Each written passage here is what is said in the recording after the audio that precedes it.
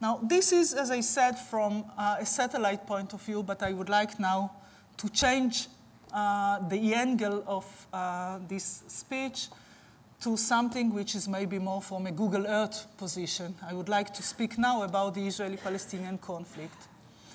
And I said before that the reasons for the extreme religious ideology and that are being expressed in our region sometimes by terror, it's not, or the Israeli-Palestinian conflict is not the cause for this. I mean, let's assume that we fulfill our dream and make our dream come true and reach peace between Israel and the Palestinians. Iran is not going to change its ideology. So I believe that the need to end the conflict between Israel and the Palestinians is first and foremost an Israeli interest. I represent here the Israeli public, I represent here the state of Israel, and I believe that this is the interest of Israel to achieve peace with the Palestinians, and I believe that the price of not having peace or stagnation doesn't work for those who want to end the conflict according to the vision of two nation states. But we need also to understand what does this division between extremists and moderates, what it does to the conflict. Because when we are looking at the Palestinian Authority, we see that this division between extremists and moderates also took place amongst the Palestinians, the people and the leadership. And it has also a geographical dimension now. We have Gaza Strip being controlled by Hamas that expresses this ideology and uses terror against Israeli civilians, on one hand. On the other, we have the West Bank controlled, or part of it controlled by the legitimate Palestinian government, those that represent the national aspiration of the Palestinians in accordance to the vision that I share of two nation states. And when it takes place in different parts of the future Palestinian state, we need to understand what needs to be done. Because one option, as unfortunately some of my friends adapted, is to say that since we have Hamas controlling Gaza Strip, and this happened after Israel withdrew from Gaza Strip, we dismantled all the settlements, we pulled out our forces, and got Hamas and terror in return. So we need to wait. I think things are changing.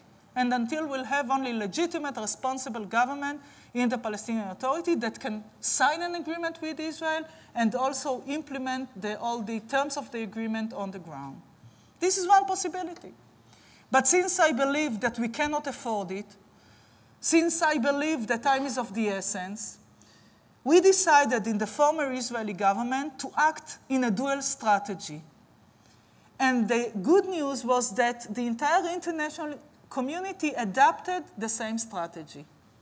So as I said before the elections in the Palestinian Authority, while going to the international community and trying not to have them as political party, I got the answer. They participate in the elections and won.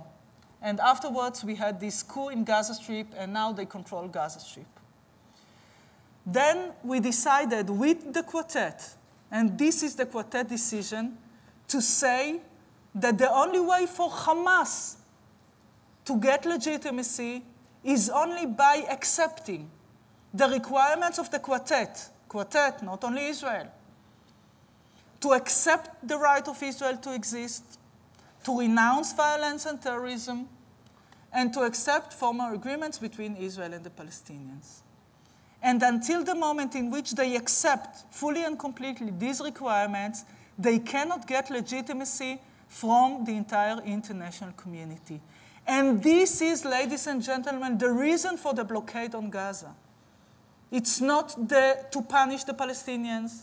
It's not even to punish Hamas for using terror. It's sending a message to those who control Gaza Strip that they can be legitimate, that we can, all of us, give to the Palestinians who live in Gaza Strip better life. And just to make it clear, there is no reason for humanitarian problems in Gaza Strip. This is not part of the international community and not of Israel's decision. The way I see it, there is no need to put constraints on food and so. But basically, the dual strategy was to work on both sides of the same equation. On one hand, to delegitimize Hamas, and on the other, not less important, to achieve peace, the sooner the better, with the legitimate Palestinian government, with those that represent the national aspiration of the Palestinians for a state, with those who accepted the idea of two-nation state as the way to end the conflict, and not only as a stage in a great plan to demolish or to wipe Israel off the map, as Hamas wants. So I just want to say also a few words about Hamas, because part of the Israeli frustration on this is that sometimes when Israel acts against terror, it is not being understood.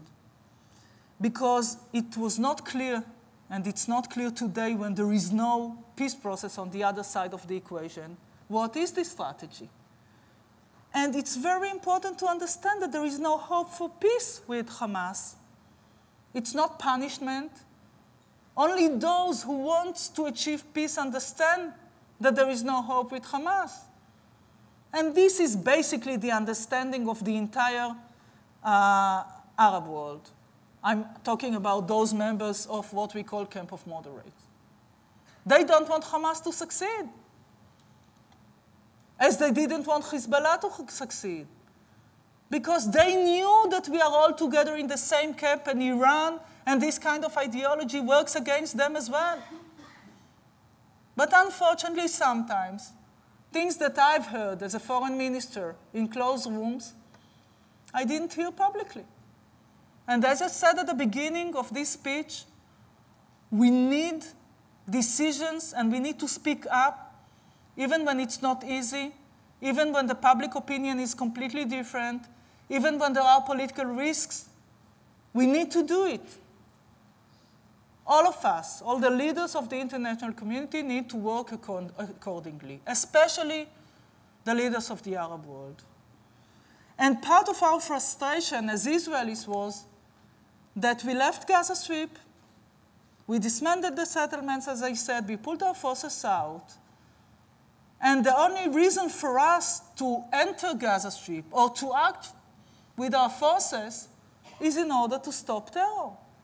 And there is one thing that I cannot accept coming from the international community, and I believe that this is going to affect the possibility, the ability of the international community or the free world to fight terrorism. And this is the unspeakable or the unbearable comparison between soldiers and terrorists. And of course, I'm talking here about Israeli soldiers. But this is something that can apply to the soldiers to international forces, United Nations, United States, British, others. There is no moral comparison and no legal comparison between the two of them. And unfortunately, during military operations, there are civil casualties that we regret. And the loss of a child for a mother, Israeli, Palestinian, Arab, American, is the same unthinkable, horrific grief. But this is not the comparison that I'm talking about. I was speaking about democracy. There is no comparison between a murderer and between somebody who killed somebody else by mistake in a car accident.